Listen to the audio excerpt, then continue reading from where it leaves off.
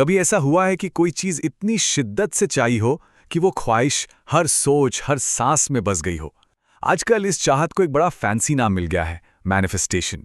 लेकिन सवाल यह है कि क्या ये सिर्फ एक नया ट्रेंड है या फिर ये उस गहरी, प्राचीन शक्ति की ओर इशारा करता है जो हमेशा से हमारे अंदर ही मौजूद रही है?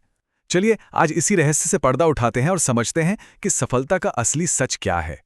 मैनिफेस्टेशन सुनने में कितना अच्छा लगता है ना? यानी अपनी इच्छाओं को हकीकत में बदल देना। सोशल मीडिया पर बड़े बड़े सपनों की बातें, किताबों में सफलता के वादे। देखिए, हर तरफ यही एक संदेश है कि अगर हम किसी चीज पर पूरे दिल से, पूरी तरह से विश्वास कर लें, तो ये कायनात उसे सच कर देती है। पर क्या ये वाकई इतना सीधा है? एक नज़र से देखें तो हाँ, ये एक बहुत ही स्मार्ट साइकोलॉजिकल ट्रिक जैसा लगता है कि शायद हम सिर्फ अपने मन को ये यकीन दिला रहे हैं कि हम काबिल हैं, ताकि हम और ज़्यादा मेहनत करें और अपने लक्ष्य तक पहुंच जाएं। क्या ये सब कुछ बस हमारे दिमाग का ही एक खेल है? या फिर क्या सच में हमारे विचारों में कोई ऐसी ऊर्जा है जो सीधे ब्रह्मांड से जुड़ती है? क्या कोई ऐसी दिव्य शक्ति है जो हमारी सच्ची, दिल की गहराइयों से निकली इच्छाओं को सुनती है और उन्हें पूरा करने में हमारी मदद करती है? इसे और गहराई से समझने के लिए चलिए इसकी असली परिभाषा को देखते हैं। मैनिफेस्टेशन का असल मतलब है अपने विचारों की शक्ति से, अपनी भावनाओं की ऊर्जा से और अपने विश्वास की गहराई से अपनी हकीकत को खुद बनाना। ये सोच लॉ ऑफ अट्रैक्शन के बिल्कुल केंद्र में है कि आप वही आकर्षित करते हैं जो आप सोचते हैं। ये एक बहुत ही पावरफुल आइडिया है, पर सच कहूं तो ये आधा सच है। असली कहानी तो इससे कहीं ज्यादा गहरी और दिलचस्प है। देखिए, ये कोई आज का नया चलन नहीं है।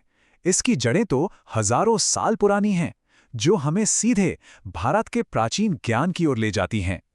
एक ऐसा ज्ञान जहां मन को ब्रह्मांड की सबसे शक्तिशाली चीज माना गया है। तो फिर सवाल ये है कि इस शक्ति को जगाएं कैसे? हमारा पहला कदम है अपनी चेतना को साधना, और इसके लिए हम महादेव यानी भगवान शिव की ऊर्जा को समझेंगे, जो परम चेतना यानी प्योर कॉन्शियसनेस के प्रतीक हैं। शिव उस अवस्था का प्रतीक है जब हमारा मन बाहरी दुनिया के शोर से बिल्कुल आजाद, पूरी तरह शांत और स्थिर होता है।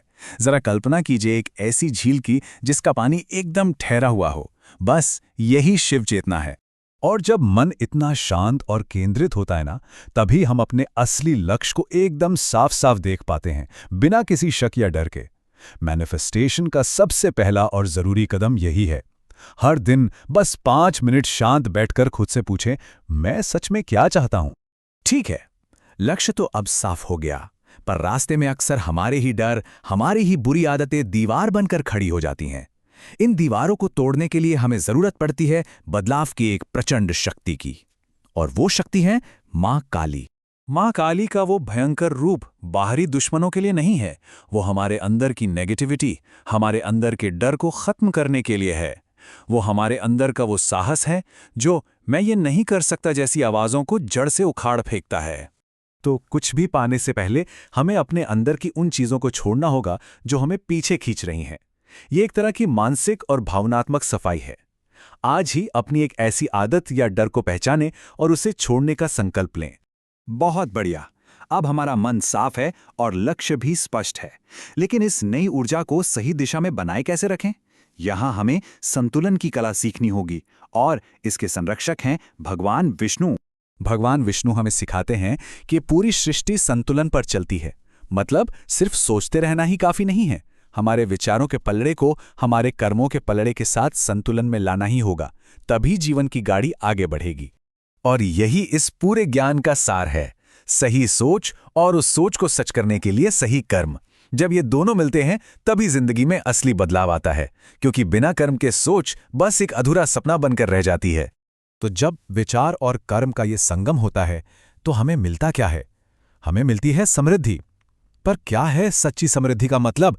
इसे हम देवी लक्ष्मी के प्रतीक से समझते हैं।